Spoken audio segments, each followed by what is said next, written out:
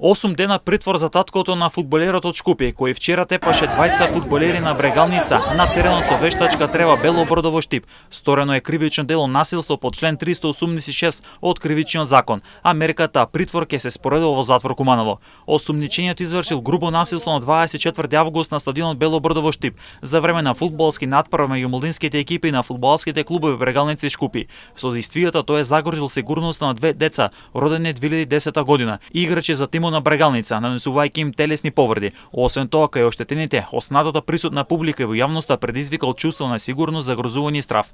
Настанот се случил во 89-та минута од надпреворот, кога судијата поради прекршок фаул доделил втор жолт картон, со што го исклучил од игра синот на осумничениот, кој играл за Шкупје. Незадоволен од одлуката, најпрво синот се однесувал неспортски со тупаници и судар со нога, се обидел да се пресмета со еден од фудбалерите на Брегалница.